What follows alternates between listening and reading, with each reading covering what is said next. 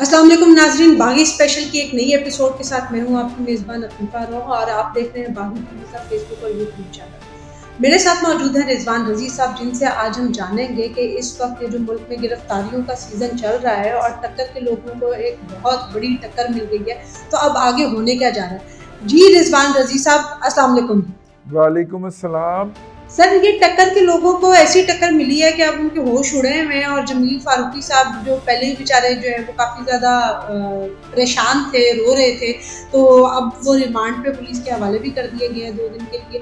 तो आप क्या देखते हैं कि आगे ये सिचुएशन अब और कितनी ख़राब होगी? देखिए, जब हम इस वक्त ये प्रोग्राम रिकॉर्ड कर रहे हैं तो ये बात आपके इल्म में आ गई होगी कि वो जो मुख्तलिफ लोग जिन्होंने कि सानिया लसबेला के ऊपर पाक फ़ौज उसके शहदा का मजाक उड़ाया था।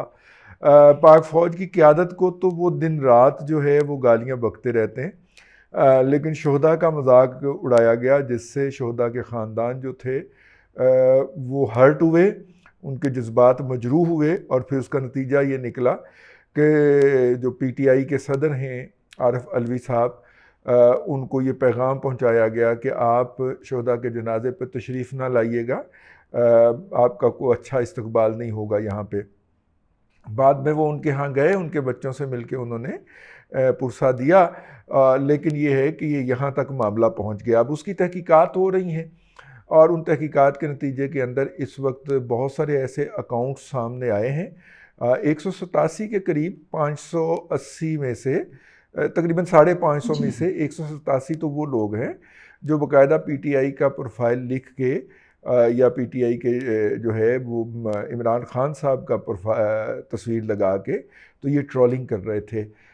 बाकी भी हैं, लेकिन एफआईए ने इब्तदाई लेवल के ऊपर ही ये मामला यूँ निपटाया है कि जनाब ये उन लोगों का इनफरादी अमल था। गिरफ्तारियां अमल में आ चुकी हैं तकरीबन। इस वक्त तक जब मैं आपसे बात कर रहा हूँ तो 1.5 दर्जन के करीब लोग जो हैं वो लाहौर, फैसलाबाद, गुजरावाला से गिरफ़्तार हो चुके हैं। और ये तो बात आपके इल्म में होगी ही कि ये जिन लोगों के बयानात चल रहे हैं वक्तन फ़वक्तन टीवी के ऊपर, और उन्होंने कहा कि जी मैं बहक गया था और मैंने ये कर दिया था और मैं माज़रत खा हूँ। ये माज़रत खा पूरा ग्रुप जो है ये 8 का पहले पकड़ा गया था और ये ताहाल जो है जो मेरे पास ज़ाती तौर पे इत्तलात हैं कि वो ज़ेर हिरासत ही है। तो ये तकरीबन 1.5 दर्जन के करीब मज़ीद नए लोग जो हैं वो इस नेट के अंदर पकड़े गए हैं। तो इससे आप अंदाज़ा कर लें कि कितनी संजीदगी से लिया है हुकूमत ने भी और पाकिस्तान के मुसल्लह अफवाज ने भी इस मामले को। सर, ये बात तो हम पहले भी अपने व्लॉग्स में करते रहे हैं कि ख़वातीन को लेके या किसी भी शख्सियत को लेके इस तरह की जो ट्रोलिंग सोशल मीडिया पे की जाती है नाज़ेबा किस्म की, वो नहीं होना चाहिए। लेकिन ये जो किसी को गिरफ्तार कर लेना और गिरफ्तार करके या तो बाकायदा उसके ऊपर पर्चा काट के और जो कानूनी कार्रवाई होती है वो की जाए, वो तो एक हद तक चलें ठीक है, जायज़ है। लेकिन ये जो तशद्दुद जिस तरह से किया जा रहा है, जो जमील फारूकी हैं, उन्होंने खुद भी बताया, उसके अलावा शहबाज गिल ने भी एडमिट किया कि जो जिनसी ज्यादती की बात की जा रही थी उनके साथ इमरान खान साहब ने बात की थी, उन्होंने ये एडमिट कर लिया है कि वो वाकई सब सच है। तो आपके ख्याल में ये जो इस तरह का तशद्दुद किया जा रहा है, क्या ये जस्टिफाइड है? बिल्कुल भी जस्टिफाइड नहीं है और इसकी जितनी भी मजम्मत होनी चाहिए कम है। लेकिन जो कज़फ़ है, जो कि जाली इल्ज़ाम लगाना है, देखिए आप जो है वो तशद्दुद को किस तरीके से गेज कर सकते हैं। भाई आप या तो उसका फ़िज़िकल मुआयना करवाएंगे, मेडिकल एग्ज़ामिनेशन करवाएंगे। मेडिकल एग्ज़ामिनेशन हम मिसाल ले लेते हैं जनाब शहबाज गिल साहब की भी, शहबाज गिल साहब की ही मिसाल ले लेते हैं। 2 मेडिकल एग्ज़ामिनेशन हुए हैं, उनके 2 बोर्ड्स बैठे हैं, ठीक है। और वो बोर्ड्स ने कहा है कि इन पे जिस तरह का ये इल्ज़ाम लगा रहे हैं उस तरह का तशद्दुद नहीं हुआ। ताहम जेल के जो डॉक्टर हैं जो जेल में थे वो कह रहे हैं कि तशद्दुद हुआ है, ठीक है। लेकिन जब हम उनकी डिटेल के अंदर जाएं कि ये तशद्दुद की रिपोर्ट उन्होंने कब लिखी है, देखिए जब जेल वाले को मुल्ज़म वसूल करते हैं तो उस वक्त उसका तिब्बी मुआयना किया जाता है पूरा और डॉक्टर रिपोर्ट लिखता है कि जब ये मरीज़ यहाँ पे वसूल किया गया या जेल के हवाले हुआ तो उसके ऊपर ये तशद्दुद हुआ था, या ये उसकी फिज़िकल कंडीशन थी, या ये उसकी हेल्थ कंडीशन थी। वो रिपोर्ट उस वक्त नहीं लिखी गई। फिर वो रवाना हो जाते हैं, क्योंकि कागजात के ऊपर चढ़नी होती है ना, फिर वो वहाँ से रवाना हो जाते हैं रिमांड के लिए, और उनकी हालत बहुत अपना जिसे कहना चाहिए रवाना नहीं होते, बल्कि वो फैसला आ जाता है कि उनका रिमांड एक्सटेंड नहीं हुआ, तो उनकी हालत वहीं पे ख़राब हो जाती है। रिपोर्ट वो मेडिकल अफसर साहब फिर भी नहीं लिखते, फिर शो ऑफ हो जाता है पंजाब हुकूमत और वफाक हुकूमत के दरमियान। उस वक्त वो रिपोर्ट लिखते हैं, और वो रिपोर्ट बैकएंड के ऊपर किसी अकाउंट के ऊपर नहीं चढ़ी हुई, किसी खाते के ऊपर नहीं चढ़ी हुई। तो हमें ये भी देखना है कि अगर एक शख्स जो है वो मुसलसल झूठे इल्ज़ामात लगा रहा है निज़ाम के ऊपर, और पूरे निज़ाम को देखिए, बोर्ड जो होता है मेडिकल बोर्ड, उसकी हैसियत और होती है, और एक इनफरादी डॉक्टर जो है उनकी हैसियत ज़ाहिर है कि नहीं होगी। तो एक तो हमें इस बात की वो भी करनी चाहिए, मज़म्मत भी करनी चाहिए कि तशद्दुद नहीं होना चाहिए, लेकिन हमें इस बात को भी मद्देनज़र रखना चाहिए कि अगर कोई जाली इल्ज़ामात लगा रहा है तो फिर उसका भी अपाय होना चाहिए। लेकिन सर ये तो थी पाकिस्तान के अंदर जो गिरफ्तारियां हो रही हैं उसके हवाले से, लेकिन सोशल मीडिया पे एक और बड़ी खबर का जश्न मनाया जा रहा है कि शायद पाकिस्तान का जो है वो यूके के साथ भी कोई ऐसा एग्रीमेंट हो गया है कि वहाँ पे भी अब कोई अगर मुल्ज़मान है जिनके ऊपर पाकिस्तान में या मुकदमा चल रहे हैं और सारा कुछ है, तो उनको जो है वो वापस पाकिस्तान लाया जा सकेगा। तो इस चीज़ को आप किस तरह से देख रहे हैं कि क्या वाकई अब ये मुमकिन हो सकेगा, या इसके अंदर भी कोई ऐसी पेचीदगी है जो कि शायद अभी लोगों को जिसके बारे में कोई इल्म नहीं है? देखिए, हमारे मीडिया ने इतना ज़्यादा इंगेज रखा हुआ है, पीटीआई ने इतना ज़्यादा इंगेज रखा हुआ कि काम की खबर जो है वो कान में नहीं पड़ती। इस वीकेंड के ऊपर एक मुआहदा हुआ पाकिस्तान और यूके का, और वो मुल्ज़मान की हवालगी का मुआहदा कहा गया। पीटीआई ने इसको बड़ा सेलिब्रेट किया दबे दबे लफ्ज़ों के अंदर। वो तो किसी और तरफ मसरूफ़ थे, शहबाज गिल वाले केस में मसरूफ़ थे, लेकिन उन्होंने दबे दबे लफ्ज़ों में इसको सेलिब्रेट किया और कहा कि इसके ज़रिए अब जो लंदन के अंदर मुल्ज़मान हैं उनको वापस लाने के अंदर सहूलत होगी। और लंदन के अंदर मुल्ज़मान उनके ख़्याल में दुनिया के दो लोग ही हैं, एक नवाज़ शरीफ साहब हैं और एक जो हैं वो नवाज़ शरीफ साहब के भतीजे सलमान शहबाज साहब हैं, और ये दोनों पाकिस्तान की कानून से दौड़ के वहाँ पे बैठे हुए हैं। मैंने इसहाक डार साहब जानबूझ के इसलिए नहीं कहे कि उन्होंने एक एप्लीकेशन फ़ाइल कर दी है पाकिस्तान के सुप्रीम कोर्ट में, और उन्होंने कहा है कि जी मुझे अपना सुप्रीम कोर्ट ने मना किया था कि मैं जो प्रोसीडिंग है अपना सेनेट की उसमें नहीं बैठ सकता, तो लिहाजा मुझे अब इजाज़त दे दी जाए कि मैं हलफ उठा लूँ और उस प्रोसीडिंग में बैठ जाऊँ। तो इसका मतलब है कि उनका कोई इरादा बन रहा है आने का, वो एप्लीकेशन टेकअप नहीं वापस हुई। आने का? हाँ, वापस आने का। तो दो लोग हैं, हालांकि ऐसा नहीं है।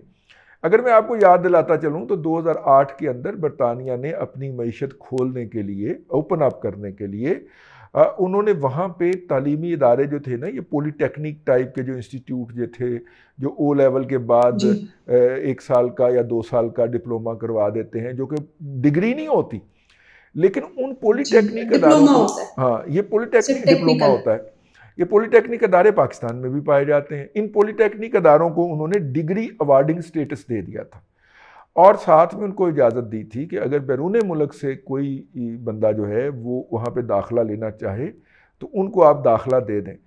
इंडिया से बहुत सारे लोग गए, पाकिस्तान से भी लोग गए, और ये लोग वहाँ पे गए, बजाय इनमें से बेशतर लोग ऐसे थे कि जिन्होंने जाके वहाँ पे अपनी डिग्रियाँ मुकम्मल की। उन डिग्रियों को मुकम्मल करके कुछ लोग वापस भी आ गए, कुछ वहाँ पे एक्लेमेटाइज हो गए, और जो वहाँ पे एक्लेमेटाइज नहीं हो सके, वापस नहीं आ सके, उन्होंने तीसरे मुल्क के अंदर, जिनके अंदर कनाडा भी शामिल है, और मैं ज़ाती तौर पर ये बात कह रहा हूँ, मैं जानता भी हूँ ऐसे लोगों को, दर्जनों लोगों को, जिन्होंने कनाडा और ऑस्ट्रेलिया के अंदर जाके वहाँ की इकॉनमीज़ के अंदर जॉब कर ली या बिज़नेस कर लिया और वहीं पे एडजस्ट हो गए, और वो अपनी फैमिलीज़ को भी यहाँ से ले गए। अब ये जो आ रहा है ना सिलसिला, ये लेकिन वहाँ पे 30,000 के करीब लोग ऐसे हैं, ये सिलसिला मेरा ख्याल है कि 2013-14 में जाके 15 में जाके उन्होंने बंद कर दिया था, लेकिन इस वक्त तक 30,000 के करीब लोग पहुँच चुके थे जिन्होंने वहाँ की मुख्तलिफ अदालतों के अंदर या वहाँ पे कानून में जो सुकम मौजूद हैं उनका सहारा लेके वहाँ पे अपने क़याम को तौसीह देते गए। ये मुआहदा उन लोगों सही। के बारे में, ये 30,000 लोग में से बेशतर लोग अपनी फैमिलीज़ भी पाकिस्तान से बुला चुके हुए हैं और अदालतों में मुख्तलिफ हीलों बहानों से वो मुकदमात करते रहते हैं। और उसमें ये तरीका है कि वो जब एक दफ़ा टॉप की मतलब अदालत से आपकी बात से मुझे ये अंडरस्टैंडिंग मिल रही है कि जो लोग वहाँ पे गैर कानूनी तौर पे रह रहे हैं, ये वो मुल्ज़मान हैं जो कि पाकिस्तान को जो है वो वापस किए जाएंगे। जी मुल्ज़मान नहीं हैं, ये आम लोग हैं। बरतानिया वालों का ये कहना है लेकिन कि उनको ये लोग, मुल्ज़मान डिक्लेयर, क्योंकि अगर वो गैर कानूनी तौर पे रह रहे हैं या गैर कानूनी काम है, तो वो फिर मुल्ज़मान की लिस्ट में ही आएंगे ना। और अगर इस एग्रीमेंट में ये बात की जा रही है तो हाँ नहीं, मुल्ज़मान की लिस्ट में इस तब वो आएंगे जब वो कोई जुर्म करते हुए पकड़े जाएंगे। तो उनका कानून तो ये कहता है ना कि इनोसेंट अनलेस प्रूव गिल्टी। तो वो जब तो इनका वो रिकॉर्ड तो नहीं है, लेकिन वहाँ के अदारों का ये कहना है कि ये छोटे मोटे जराइम के अंदर मुलव्वस हैं। और ख़ास तौर पे ये जो ठीक। किराए के मुजाहिरीन होते हैं, आपको कभी पता चलेगा कि आज़ाद बलूचिस्तान के हक़ में मुजाहरा हो रहा है, तो यही किराए के मुजाहिरीन आपको वहाँ पे मिलेंगे। आपको पता चलेगा कि अपना पख्तूनस्तान के हक़ में कोई मुजाहरा हो रहा है, या अफ़गानिस्तान के जो किराए के लोग हैं वो पाकिस्तान की एम्बेसी पे हमला कर रहे हैं। आपको याद है ना, पिछले साल 15 जी अगस्त जी में जब बिल्कुल। तालिबान ने टेक ओवर किया था, तो पाकिस्तान की उस एम्बेसी के ऊपर बड़े हमले होते थे। मज़े की बात यह है कि वो पाकिस्तान से गए हुए लोग किराए पे वो पाकिस्तान की एम्बेसी के बाहर मुजाहरा कर रहे होते थे। तो ये एक बड़ी दिलचस्प सूरत हाल है। इसी तरह ये भी कहा जाता है उनकी तरफ से कि एवन फील्ड में नवाज शरीफ साहब के घर के बाहर जो लोग मुजाहरे करते हैं वो भी इसी तरह के लोग होते हैं और इस तरह किराए पे लाए जाते हैं। ये लोग काम करने को तैयार नहीं है। ये लोग जो हैं या तो वहाँ पे सोशल सिक्योरिटी खा रहे हैं, या छोटे मोटे काम और छोटी मोटी इस तरह के जराइम करके तो अपनी ज़िंदगी के दिन गुजार रहे हैं। बरतानवी इनको वापस भेजना चाहते हैं पाकिस्तान।